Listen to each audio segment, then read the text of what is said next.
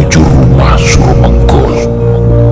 Dia mendapat laporan dari adik seperguruan yang disayanginya, yakni Suro Gendruwo, bahwa dia telah dihajar oleh Suromenggolo sekaligus melarang untuk menikahi Warsiah, anaknya. Di warung itu, pembicaraan Kuno Seco dan Singokubro berujung pada kesimpulan bahwa Suromenggolo menjadi biang keladi segalanya. Meski Suromenggolo sebenarnya masih saudara seperguruan mereka juga, keduanya tetap bersepakat untuk membuat perhitungan dengannya. Selepas tengah siang, Kuno Seco dan Singokubro telah menginjakkan kaki mereka di halaman rumah Suromenggolo di Kertosari. Dengan lantang, keduanya menantang Suromenggolo untuk adu kesaktian.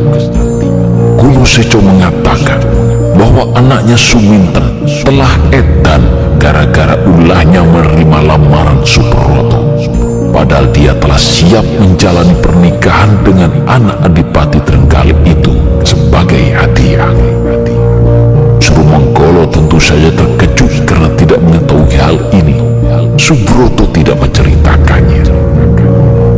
Suromenggolo juga tidak mungkin membatalkan pernikahan kedua anak muda itu karena mereka saling mencintai. Tapi Suromenggolo juga tidak gentar jika Kuno Seco maupun Singokubro menuntut tanggung jawabnya. Maka demikianlah Suromenggolo mengikuti langkah Kuno Seco dan Singokubro menuju tanah lapang yang terletak di luar desa. Di tanah lapang itu, Suromenggolo siap menghadapi Kuno Seco lebih dahulu, sementara Singokubro menunggu giliran. Setelah saling memberi hormat sebagai tanda menjunjung tinggi nilai-nilai kesatria, mereka siap adu atau sing balu.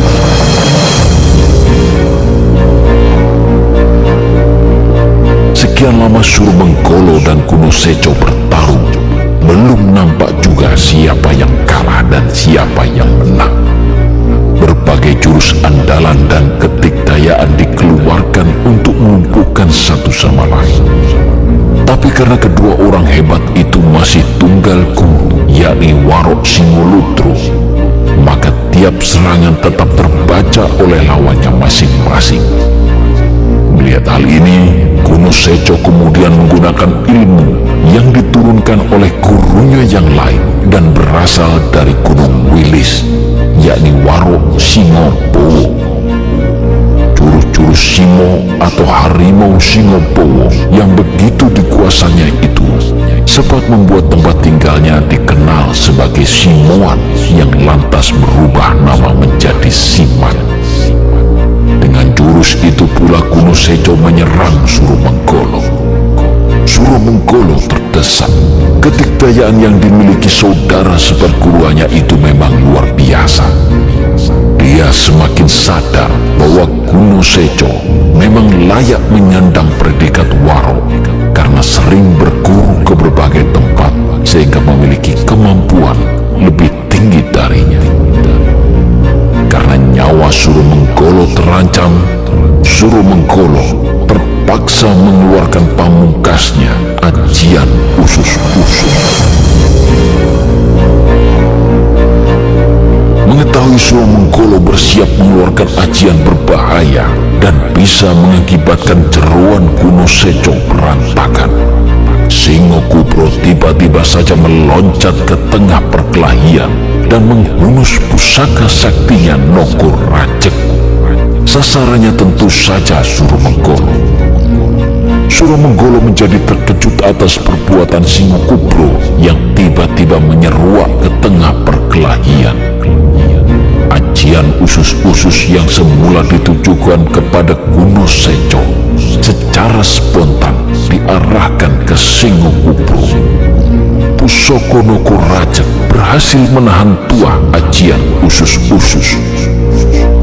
Sayangnya, karena begitu kuat daya gaib ajian itu, Noko rajek yang digenggamnya terdorong ke belakang mengarah ke tubuh Singokubro sendiri.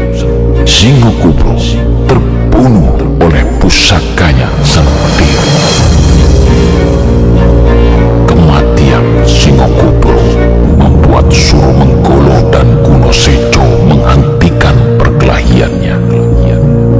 Mereka hanya bisa terdiam melihat saudara seperguruannya itu terbujur kaku. Padahal Singokubro sesungguhnya tak terlibat langsung dalam perselisihan mereka. Dia hanya menjadi korban hasutan Surogento.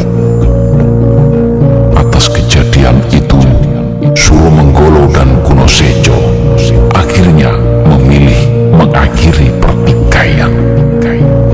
Tidak ada yang menang, tidak ada yang kalah. Suromenggolo bahkan mengambil tanggung jawab untuk menyembuhkan Suminten, anak Kunoseco, dari sakit jiwa yang dideritanya. Setelah memakamkan Singokubro bersama Kunoseco, Suromenggolo kemudian mencari Roro Suminten. Gadis cantik itu akhirnya ditemukan di sebuah pesta pernikahan desa lain, sedang menari sekenanya hingga membuat para undangan kebingungan.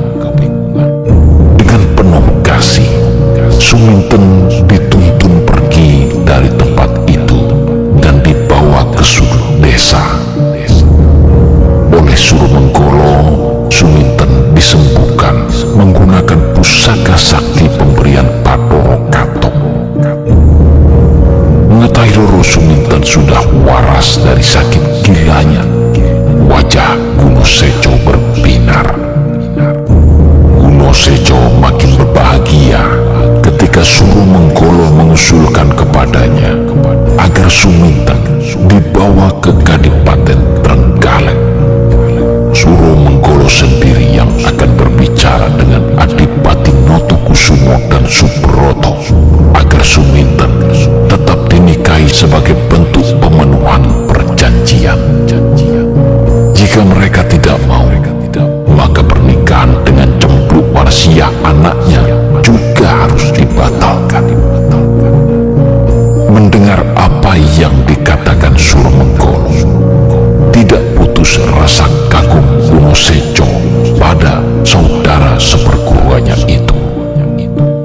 Dua warok yang sama-sama berwibawa ini akhirnya berangkat ke Trenggalek. Di sana, semua berlapang dada.